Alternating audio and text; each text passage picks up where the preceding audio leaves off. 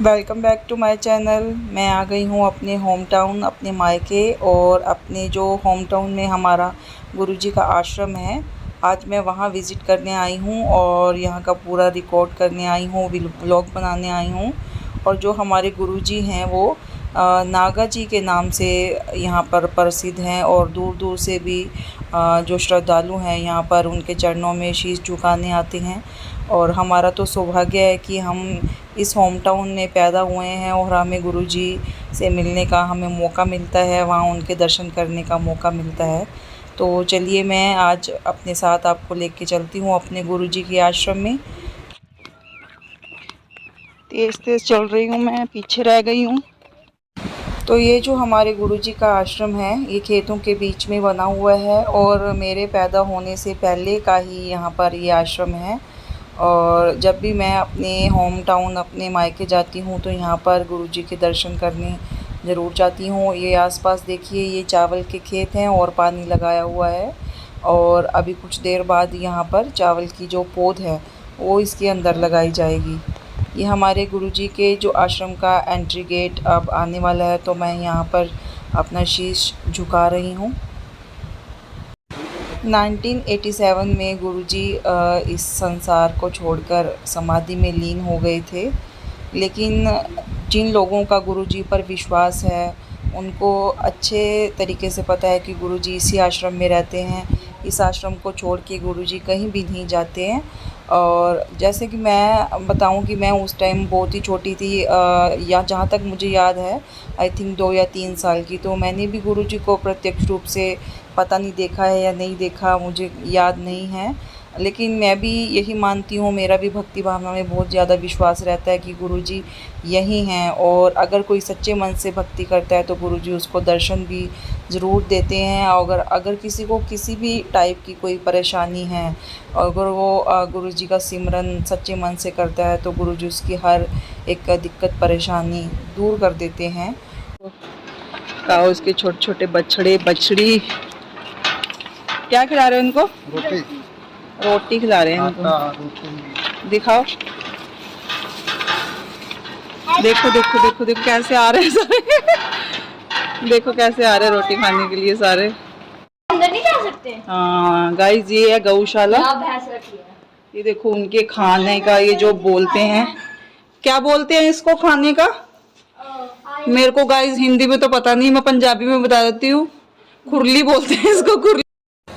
और जब भी इस आश्रम में आते हैं ना तो एक मन में बड़ा सुकून सा मिलता है, एक मन में बड़ी शांति सी मिलती है।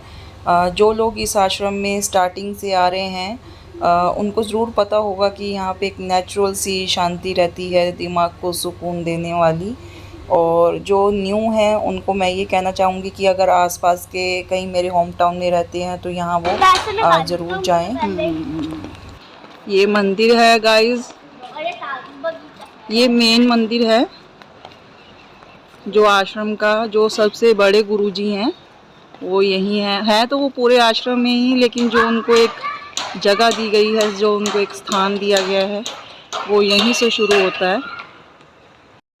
देखिए इस तरह से ये पूरे मंदिर के बाहर ये शब्द लिखे हुए हैं और कितने खूबसूरत इन्होंने संस्कृत में भी लिखे हुए हैं, ये हिंदी में भी इनके अर्थ लिखे हुए हैं। पूरे मंदिर पे आप देख सकते हो, इसी तरह से सारे मंदिर पे ये लिखे हुए हैं। खूबसूरत से ये 2 एलिफेंट बाहर दरबान के रूप में बिठाए हुए हैं। तो चलिए मंदिर के अंदर चलते हैं और मिलवाती हूँ अपने गुरुजी से, फिर आप देखकर बताना कि गुरुजी कैसे दिखते हैं। क्या बोलते हैं इसको, ये फूलों की, मुझे अभी याद नहीं आ रहा। तोरण तोरण तोरण। ये हमारे गुरुजी। गुरुजी प्रणाम। काफी ऊंची है ये। अभी यहाँ मंदिर में लॉक लगा हुआ है, तो पापा जो हैं चाबी लेके आते हैं, क्योंकि वो सेवा करते हैं तो उनको चाबी मिल जाती है।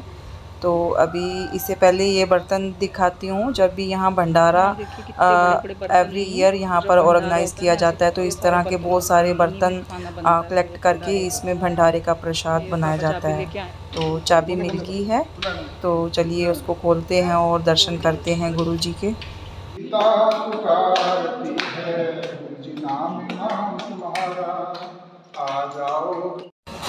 गुरु जी से जब कोई उनकी आयु का पूछता था कि गुरु जी आपकी आयु कितनी है, तो गुरु जी उनसे यही जवाब देते थे कि जहावीर जो गोगा जी हैं उनकी शादी के मैंने मीठे चावल खाए हुए हैं।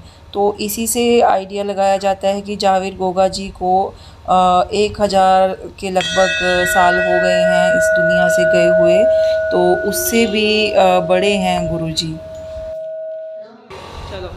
ये बच्चे नानू के साथ यहाँ पर गुरु जी की परिक्रमा कर रहे हैं और यहाँ मिलिए मेरे पापा से और अभी ये आपको भजन गाकर सुनाएंगे। नाम तुम्हारा अच्छा है, नाम तुम्हारा वेदों में लिखे हो तुम, ग्रंथों में छपे हो तुम, गीता पुकारती है नाम तुम्हारा। और बहुत दूर दूर से लोग यहाँ पर माथा टेकने के लिए गुरु जी के चरणों में अपना शीश झुकाने के लिए आते हैं। और किसी को भी कोई दुख तकलीफ़ या कोई टेंशन होती है तो गुरु जी उसकी सारी टेंशन, उसके सारे दुख तकलीफ़ दूर कर देते हैं। सीताराम गुरु जी, सीताराम जी का नाम पूरा लिखा हुआ है यहाँ। समाधि मंदिर ब्रह्मालीन योगी रामेश्वर जी। ओम नमो शिवाय, ओम नमो शिवाय। ओम। ये छोटे गुरु जी हैं। जब बड़े गुरु जी ने समाधि में लीन होना था तो उससे पहले छोटे गुरु जी को बुला लिया गया था और उस टाइम ये अपनी पढ़ाई कर रहे थे, तो बीच में ही अपनी पढ़ाई छोड़कर यहाँ पर आ गए थे और पूरे आश्रम को इन्होंने संभाल लिया था। और इसके बाद जो ये मैं जगह दिखा रही हूँ, ये गुरुजी ने यहाँ पर ये स्नान करने के लिए बनवाई थी कि जो दूर दूर से भी यहाँ पर आश्रम में माथा टेकने के लिए आते हैं। तो यहाँ की एक बात मुझे जो आज पता चली है वो ये है कि जो गुरुजी ने यहाँ पर पानी स्नान करवाने के लिए यहाँ पर डलवाया था, वो 7 नदियों का पानी जो मंगवाया गया था और फिर इस कुंड को तैयार किया गया था। जाओ जाओ बाहर जाओ, 4-5 फीट पानी है। जाओ। गुरुजी ने लाल है 7 नदियों का जल मंगवा के इस तीर्थ का उन्होंने शुभ मुहूर्त किया। कौन कौन सी नदियाँ थी? गंगा, यमुना, कावेरी, कृष्णा, गोदावरी, सरयू, ऐसे 7 नदी है। 7 नदियों का संगम है यहाँ पे, इसलिए इस पानी को बहुत पवित्र माना जाता है। हाँ। अब मैं जाती हूँ। इसके स्नान करने से गुरुजी कहते थे कि सब पाप दूर हो जाते हैं। सब पाप दूर हो जाते हैं और जिसको कोई भी प्रॉब्लम हो ना, इस पानी में स्नान करने से उनकी सारी प्रॉब्लम दूर हो जाती है। मैं आपको गुरुजी का कमरा दिखाती हूँ जहाँ गुरुजी रहते थे। गुरुजी के कमरे में लेके जा रही हूँ। एक्चुअली ये सारा अब नया पोर्शन बना है, पहले ये सारा पोर्शन पुराना था, पूरी रिकंस्ट्रक्ट करवा के सारा पोर्शन न्यू बना है यहाँ पे। ये ऊपर छत है, यहाँ से गुरुजी का कमरा शुरू होता है। ये एक कमरा ये है, ये सामने रसोई है। गुरुजी का बिस्तर है, गुरुजी यहाँ पे सोते थे। ये उनका पूरा स्थान यहाँ पे दिया गया है गुरुजी का। और ये सारा कमरा ये गुरुजी का ही कमरा है। ये यहाँ पे पंखा रखा हुआ है, जैसे हम रखते हैं ना ठाकुर जी के आगे कूलर लगाते हैं, छोटा सा पंखा रखते हैं। ये गुरुजी के लिए भी यहाँ पे हैंडमेड ये पंखे रखे गए हैं। तो गुरुजी को इस तरह से हवा करते हैं यहाँ पे, जो भी बनाई गई है। और इसमें दूध गर्म हो रहा है, देखो नेचुरल तरीके से गर्म हो रहा है यहाँ पे। और इस दूध का जो टेस्ट आता है ना, वो जिसने एक बार पी लिया वो कभी भी भूल नहीं सकता। और पंजाबी में इसको बोलते हैं काढ़नी वाला दूध।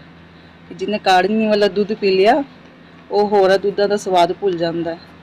ये देखो नेचुरल तरीके से के यहाँ पे फॉलो किए जा रहे हैं। यहाँ ये पूरे आश्रम का यहाँ से व्यू दिखता है। ये जो पीछे खेत हैं ये भी सब गुरुजी के हैं, जो मैंने स्टार्टिंग में आपको दिखाए थे वो भी सब गुरुजी के खेत हैं।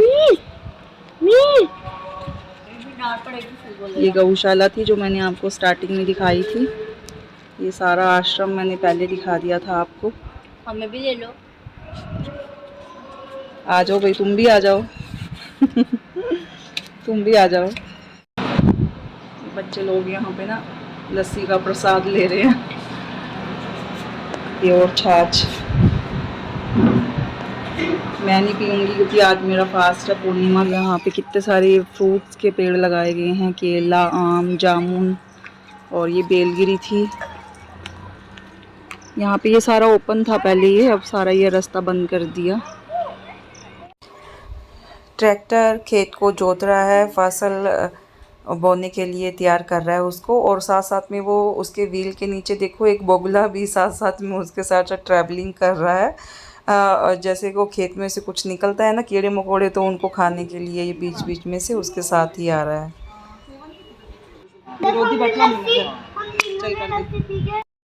तो चलिए अब रसोई घर में लेके चलती हूँ। ये भैया हैं, पापा के साथ सेवा करवाते हैं और रिलेटिव्स हैं हमारे। और यहाँ पर ये दोनों सब्जी कुकिंग कर रहे हैं, रोटी कोई और बना रहा है। तो चलिए जो नेचुरल तरीके से जो सब्जी बन रही है वो दिखाती हूँ। ये देखो मिक्स वेज बन रही है यहाँ पे। कितने दिनों के बाद ऐसा मेथड देखा है सब्जी बनाने वाला। और ये गाइस रोटी बनाने की मशीन है ये। पहले गाइस यहाँ कुकिंग बाहर होती थी, और अब ये पुराना जो भी नक्शा था उसको तोड़कर रिकंस्ट्रक्शन करवाकर ये न्यू पोर्शन नीचे भी तैयार करवाया गया है। जो पहले जिनको पता होगा कि सब्जी रोटी जो बाहर बनती थी, और ये पहले वाला पोर्शन कुछ एक हिस्सा छोड़ रखा है।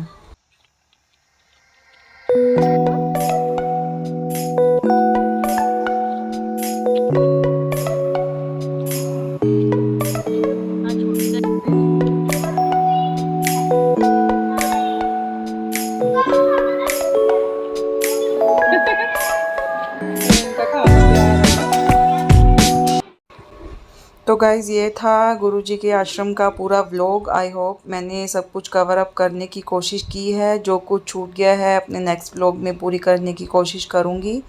तो अब हम थक गए हैं और जा रहे हैं घर, और मिलती हूँ अपने नए व्लॉग में। और यहाँ देखिए जो मैंने स्टार्टिंग में खेत दिखाया था, अब यहाँ पर ये चावल की पौध इसमें लगा रहे हैं, और कुछ महीनों के बाद इसमें चावल निकलेंगे।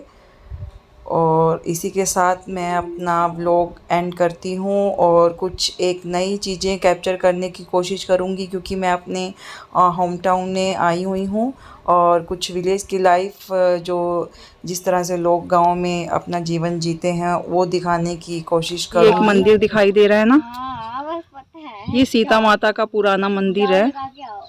अगले विजिट में यहाँ का भी मैं व्लॉग बनाऊँगी, अभी तो पॉसिबल नहीं है। ये सीता माता जी का कहते हैं कि जब सीता माता जी राम जी के साथ वनवास पे निकले थे ना, तो इस मंदिर में आके उन्होंने कुछ टाइम के लिए विश्राम किया था। तो अपने नेक्स्ट व्लॉग में मैं आपको ज़रूर दिखाऊंगी जब भी पॉसिबल होगा। और आज बहुत एंजॉय कर रहा है। और अभी तक मैंने सत्यनारायण व्रत कथा नहीं करी है, बस अब हम घर जाएंगे, उसके बाद सत्यनारायण व्रत कथा करूँगी जाके मैं। उसके बाद अपनी चाय वगैरह पीऊँगी। अब भूख भी लगनी शुरू होगी।